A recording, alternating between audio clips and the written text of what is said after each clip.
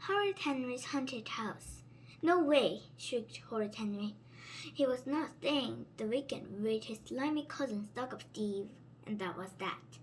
He sat in the back seat of the car, his arms folded. Yes, you are, said Mom. Steve can't wait to see you, said Dad. This was not exactly true. After Henry had sprayed Steve with green goo last Christmas and helped himself to a few of Steve's presents, he had sworn revenge. Steve had sworn revenge. Under the circumstances, Henry thought it would be a good idea to keep out of Steve's way. Now, Mom had arranged for him to spend the weekend while she and Dad went off on their own. Perfect Peter was staying with Tidy Tad, and he was stuck with Steve. It's a great chance for you boys to become good friends, she said. Steve is a very nice boy. I feel sick, said Henry, coughing. Stop faking, said Mom. You were well enough to play football all morning. I'm too tired, said Henry, yawning. I'm sure you'll get plenty of rest at Aunt Ruby's, said Dad firmly. I'm not going, howled Henry. Mom and Dad took Henry by the arms, dragged him to reach Aunt Ruby's door, and rang the bell. The massive door opened immediately. Welcome, Henry, said rich Aunt Ruby, giving him a great smacking kiss. Henry, how lovely to see you, said Stuck-up Steve sweetly. That's a very nice second-hand jumper you're wearing. Hush, Steve, said rich Aunt Ruby. I think Henry looks very smart. Henry glared at Steve. Thank goodness he'd remembered his goo shooter. He had a feeling he might need it. Goodbye, Henry, said Mom. Be good. Ruby, thank you so much for having him. Our pleasure, lied Aunt Ruby. The great door closed. Henry was alone in the house with his arch enemy. Henry looked grimly at Steve. What a horrible boy, he thought. Steve looked grimly at Henry. What a horrible boy, he thought. Why don't you both go upstairs and play in Steve's room till supper's ready, said Aunt Ruby. I'll show Henry where he's sleeping first, said Steve. Good idea, said Aunt Ruby. Reluctantly, Henry followed his cousin up the wide staircase. I bet you're scared of the dark, said Steve. Of course I'm not, said Henry. That's good, said Steve. This is my room, he added, opening the door to an enormous bedroom. Horrid Henry stared longingly at the shelves filled to bursting with zillions of toys and games. Of course, all my toys are brand new. Don't you dare touch anything, hissed Steve. They're all mine, and only I can play them. Henry scowled. When he was king, he'd use Steve's hat for target practice. They continued all the way to the top. Goodness, this old house was big, thought Henry. Steve opened the door to a large attic bedroom with brand new pink and blue flowered wallpaper, a four-poster bed on an enormous polished wood wardrobe, and 2 large windows. You're in the haunted room, said Steve casually. Great, said Henry. I love ghosts. It would take more than a silly ghost to frighten him. Don't believe me if you don't want to, said Steve. Just don't blame me when the ghost starts wailing. You're nothing but a big fat liar, said Henry. He was sure Steve was lying. He was absolutely sure Steve was lying. He was 1,000,000% sure that Steve was lying. He's just trying to pay me back for Christmas, thought Henry. Steve shrugged. Search yourself. See the stain on the carpet. Henry looked down at something brownish. That's where the ghost vaporized, whispered Steve. Of course. If you're too scared to sleep here, Henry would rather have walked on hot coals than admit being scared to Steve. He yawned, as if he'd never heard anything so boring. I'm looking forward to meeting the ghost, said Henry. Good, said Steve. Supper, boys, called Aunt Ruby. Henry lay in bed. Somehow, he survived the dreadful meal and stuck of Steve's bragging about his expensive clothes, toys, and trainers. Now, here he was alone in the attic at the top of the house. He jumped into bed carefully, avoiding the faded brown patch on the floor.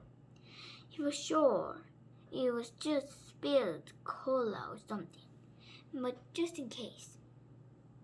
Henry looked around him.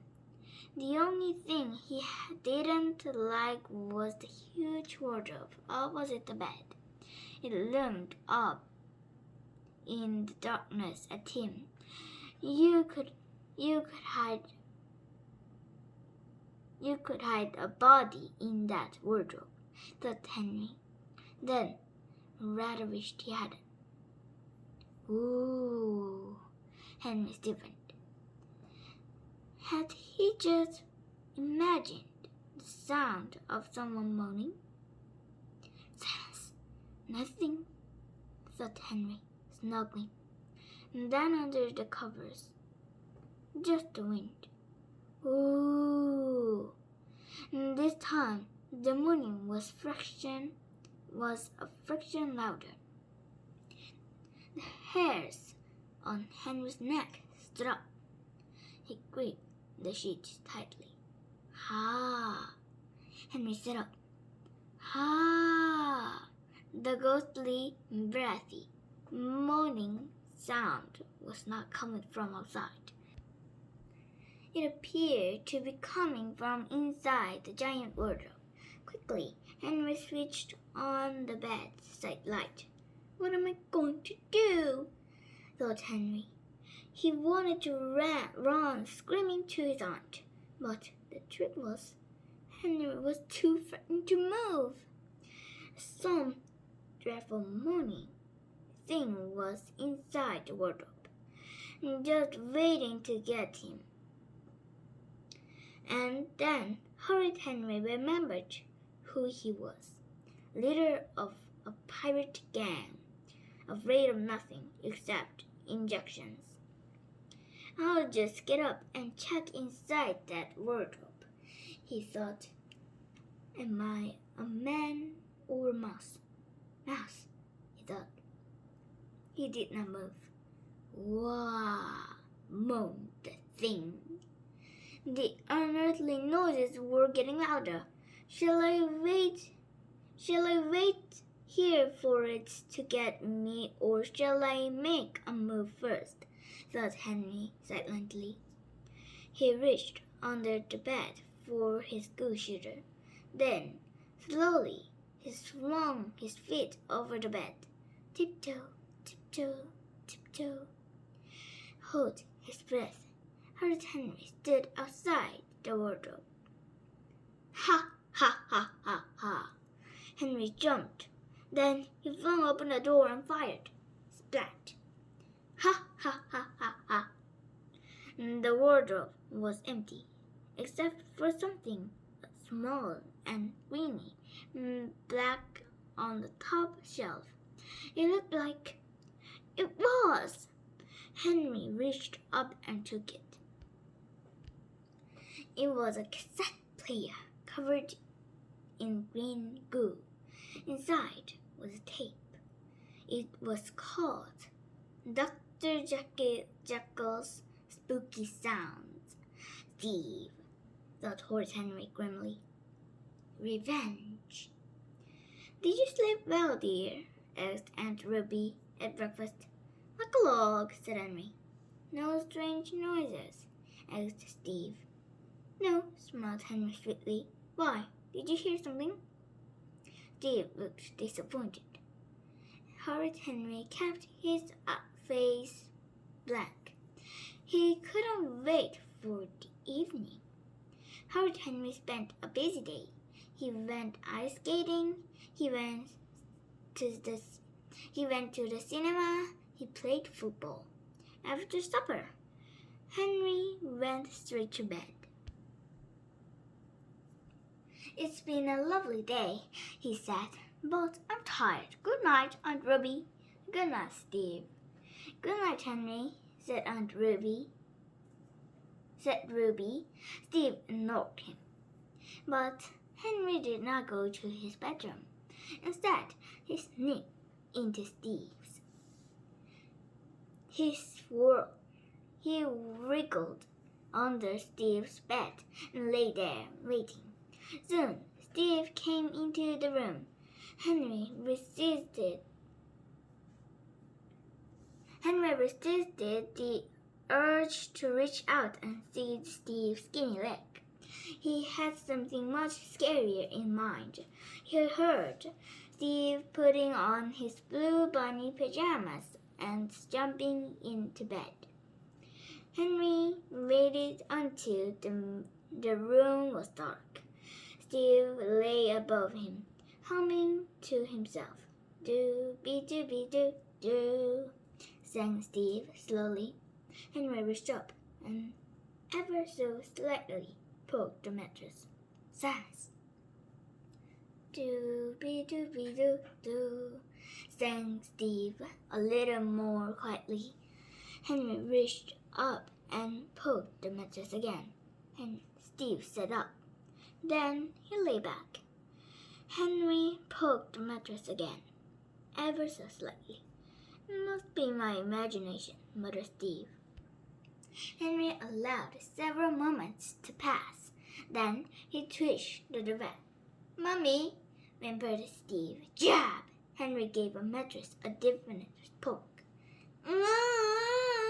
Screamed Steve. He leaped up and ran out of the room. Mummy, help! Monsters! Henry scrambled out of the room and ran silently up to his attic.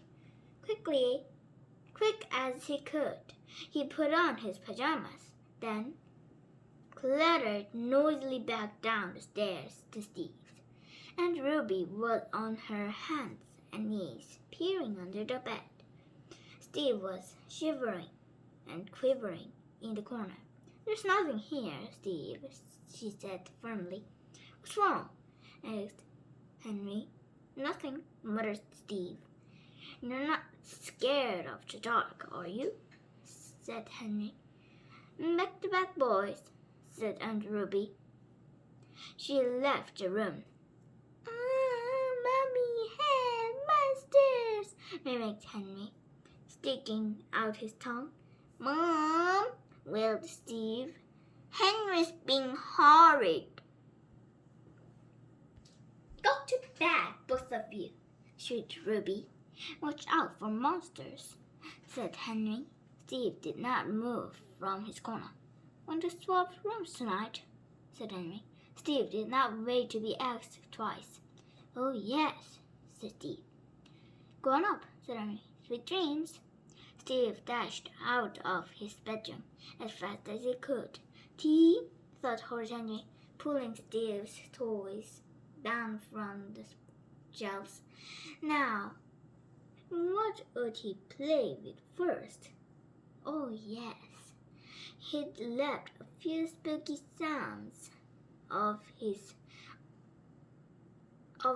own under the attic bed just in case.